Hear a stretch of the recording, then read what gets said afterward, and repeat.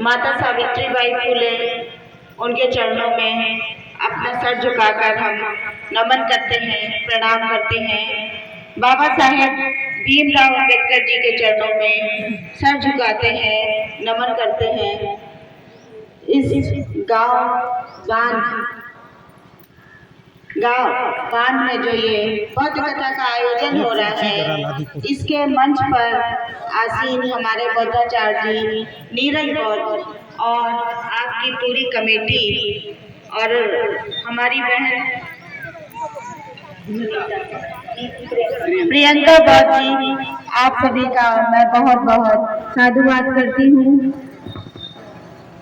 इसी के साथ इस प्रोग्राम की कमेटी के सभी सदस्यगणों को मैं बहुत बहुत बधाई देती हूँ और साथ ही बधाई देती हूँ जो हमारे साथ में चलकर आए हमारे भाई राम प्रकाश जी गौतम, जो पूर्व इंस्पेक्टर रह चुके हैं। आपका क्या नाम है? शील रतन। आप ये बौद्ध साहित्य है, अम्बेडकर साहित्य का बुक स्टॉल लगाए हैं। बहुत अच्छी बात है। ये आप ग्रामीण क्षेत्र में बौद्ध साहित्य उपलब्ध करा रहे हैं। इसमें बहुत अच्छी अच्छी किताबें भी आप रखे हैं, मैं देख रहा हूँ। बहुत अच्छा बात। सुरक्षा के लिए फोर्स भी यहाँ पे तैनात है हमारे साथ, और हम आप लोगों के साथ यहाँ आए, इसके लिए मैं आप सबका बहुत बहुत आभार प्रकट करती हूँ। साथ ही आभार प्रकट करती हूँ हमारे सामने बैठे हमारे सभी बड़े बुजुर्ग, आप सबको मैं सर झुकाकर प्रणाम करती हूँ। सामने बैठी हमारी माताएं बहनें, आप लोगों को भी मैं बहुत सादर प्रणाम करती हूँ। सामने बैठे छोटे छोटे बच्चे, जिनको मैं बहुत सारी शुभकामनाएं देती हूँ कि वो आगे चलकर बाबा साहब की तरह अपने घर, समाज, परिवार, कुल, देश का नाम रोशन करें। ऐसे मार्ग पर चले ताकि आपके घर का नाम रोशन हो। जिस तरीके से आज बाबा साहेब भीमराव अंबेडकर जी का नाम भारत में ही नहीं बल्कि पूरे विश्व में जाना जाता है। आज बाबा साहब को हम लोग एक देवता रूपी मानते हैं। बाबा साहब की फोटो में इतने माले हम लोग चढ़ते हैं कि वो किसी भगवान से कम नहीं। किसके दम पर? केवल और केवल शिक्षा के दम पर आज बाबा साहब ने ये मुकाम हासिल किया है। साथियों, ये बौद्ध कथा का आयोजन है। तथागत बुद्ध का बात करने का मतलब बुद्धि की बात करना, विकास की बात करना, शिक्षा की बात करना, आत्मचिंतन की बात करना। तथागत बुद्ध ने एक मध्यम मार्ग दिया था कि अगर आप इधर जाएंगे तो उधर वाले नाराज होंगे और उधर जाएंगे तो इधर वाले नाराज होंगे। तो ऐसा ना करके क्यों ना हम बीच का मार्ग निकालें, जिससे कि अपना काम सफल हो जाए और किसी का नुकसान भी ना हो। तथागत गौतम बुद्ध ने अपना घर छोड़ा था, युद्ध ना हो, इसलिए उन्होंने अपना घर छोड़ा, एक मध्यम मार्ग निकाला। उनकी शरण में जो भी आया उसका भी नाम आज तथागत के साथ साथ चल रहा है।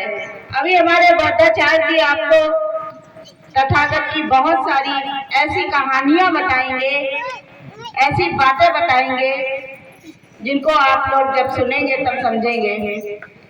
तथागत के सामने अंगुलीमाल का नाम सुना होगा। जितने भी बुद्ध के फॉलोवर हैं वो सब जानते हैं। अंगुलीमाल एक डाकू था, लेकिन जब तथागत के सामने आया उसकी तलवार अपने आप नीचे हो गई और वो बुद्ध की शरण में आ गया और बुद्ध ने भी उनको अपने गले से लगाकर करुणा के मार्ग पर चलने के लिए अपने साथ ले लिया।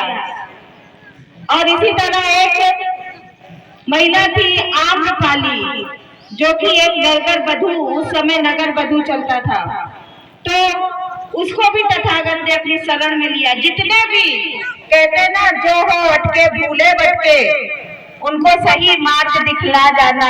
हे शक्ति हमें दो, दयाल दो, कर्तव्य मार्ग पर डट जाए। तो वो कोई और नहीं, तथागत गौतम बुद्ध के लिए बोला गया कि वो हमें मार्ग दे जो हम लोग सही दिशा में जाए। तो अब जो है अटके भूले भटके सबको तथागत ने अपने शरण में लिया, गले से लगाया, और आज जहाँ जहाँ गौतम बुद्ध की बात होती है, कथा होती है, वहाँ वहाँ उन सबकी चर्चा होती है। वो सब आज उसी तरह पूजनीय हो जाते हैं। और बौद्ध धर्म में तथागत ने ये बोला कि अपना दीपक आप स्वयं बनो, अपना दीपक आप स्वयं बनो। जब आप अपने आप को जगा लेंगे, अपने आप को जान लेंगे कि क्या सही है क्या गलत, तभी तो आप अपने घर की सही गलत कामों का चयन कर पाएंगे, तभी आप दूसरे की मदद कर पाएंगे कि हाँ भाई हमको ये पता है, तभी आपसे कोई दूसरा पूछने आएगा कि ऐसा सही है कि गलत है। इसीलिए तथागत ने कहा अपना दीपक स्वयं बनो। और बाबा साहब ने भी तथागत की शरण में आके हम लोगों को एक बौद्ध धर्म का ऐसा दे दिया जिसको चलकर, जिसको अपनाकर हम लोग भी अपना जीवन सुधार सकते हैं अगर उनकी बातें माने तो। इस तरीके की कथाओं का आयोजन सिर्फ एक मनोरंजन के लिए नहीं होता है। आप अच्छे कर्म करिए, अच्छा ज्ञान हासिल करिए, सभी बुरे कर्मों को छोड़कर सही मार्ग पे चलिए, इसलिए होता है। लेकिन हमारे समाज में एक बहुत ही बुरी कुरीति है कि हमारा समाज में कुछ लोग ऐसे हैं, हमारा समाज कह लीजिए या प्रत्येक युवा कि शराब के लत में इतना ज्यादा मगन हो जाता है कि उसको अपने घर परिवार का किसी का होश नहीं रहता है।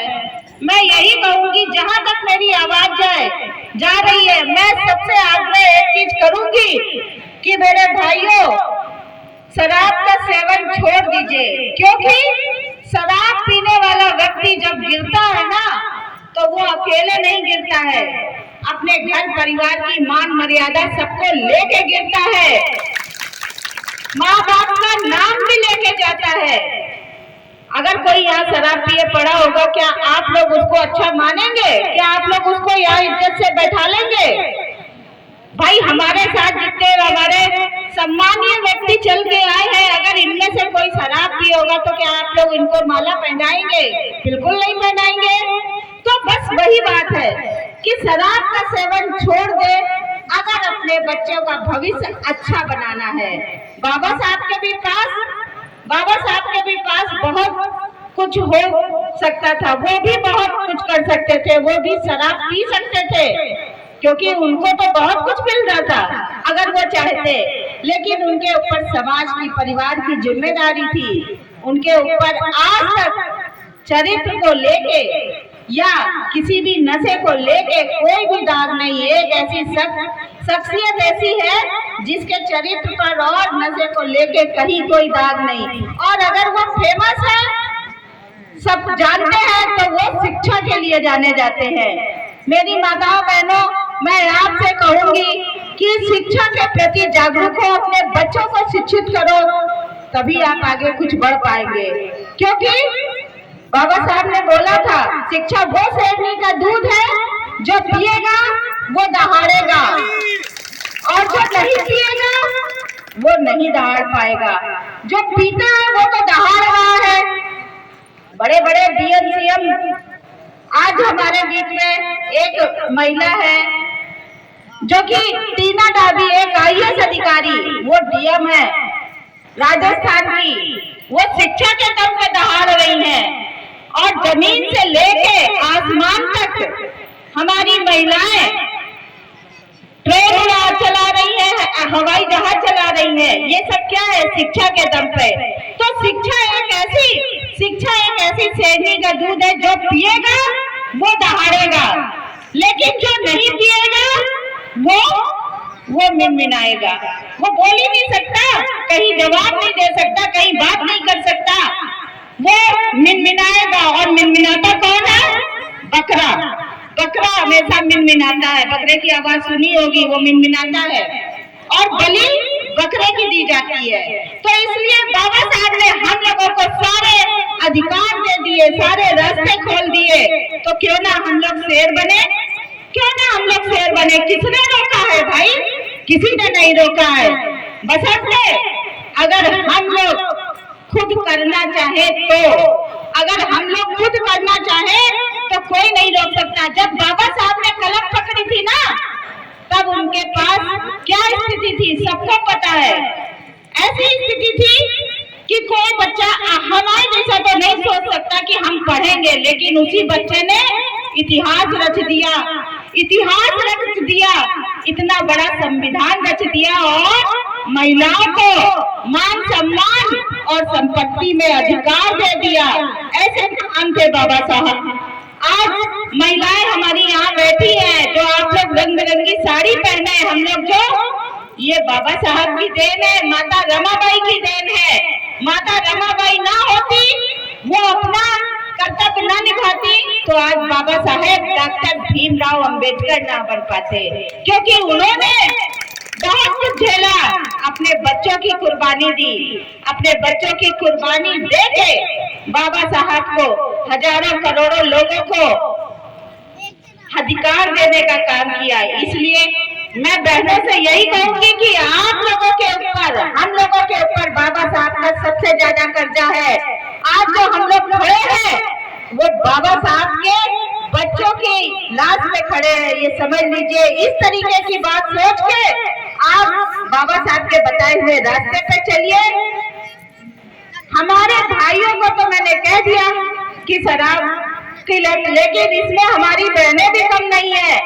हम महिलाओं में भी देखते हैं, सारी की बात नहीं कर रहे, कुछ की बात कर रहे हैं। हमारी महिलाएं भी गुटखा खाने की आदी होती जा रही है, हमारी महिलाएं भी गुटखा खाती है। क्यों भाई गुटखा खाती है आप? उसकी जगह आप और भी कुछ खा सकती हैं। अरे आप खाएगी, बच्चे की माँ खाएगी, बच्चे का पिता खाएगा, तो बच्चा तो खाएगा ही, बच्चा तो खाएगा। आप लोग क्या चाहेंगे कि हमारा बच्चा भी यही सब करे?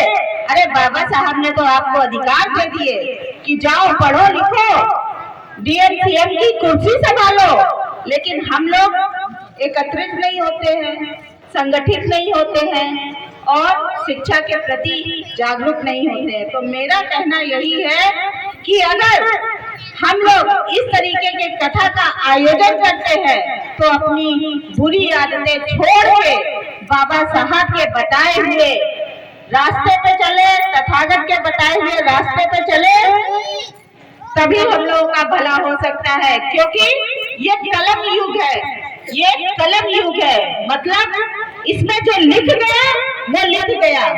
अगर आपके नाम कोई खेत की रजिस्ट्री है, बैनामा है, तो ही आपका माना जाएगा कि ये खेत आपका है। अगर नहीं है, आपका नाम नहीं है, तो फिर आप कितना चिल्लाइए, आपका कुछ नहीं होगा। तो ये कलम युग है और ये कलम युग सभी को राजा बना सकता है अगर कलम चलाए हम लोग तो। इसलिए मैं यही आग्रह करूंगी सभी से। क्या है? अच्छा, तो मैं यही आग्रह करूंगी कि शिक्षित होइए और अपने बच्चों को आगे बढ़ाइए। कोई नहीं जानता कि इतनी भीड़ में कौन सा बच्चा डीएम बन जाए, कौन सा बच्चा कोई कलेक्टर बन जाए। ये हमारी बच्चियां हैं छोटी छोटी, क्या पता ये कल्पना चावला की तरह आकाश में चली जाए। तो इसी तरह आप लोग शिक्षा के प्रति, मेरा तो मानना यही है कि शिक्षा से बढ़ के कोई हथियार नहीं। बाबा साहब ने कोई तीर कमान तमंचा भाला कुछ नहीं उठाया, सिर्फ कलम उठाई और सबको ध्वस्त कर दिया, सबको ध्वस्त कर दिया। और जाते जाते बाबा साहब अपनी फोटो भी सूट बूट और पेन के साथ कर गए। भारत का ये सपूत विदेशों में बहुत पूजा जाता है। मैं यही कहूंगी, इसी के साथ अपनी बात समाप्त करते। पर्ची मिल गई है, समय की पाबंदी है।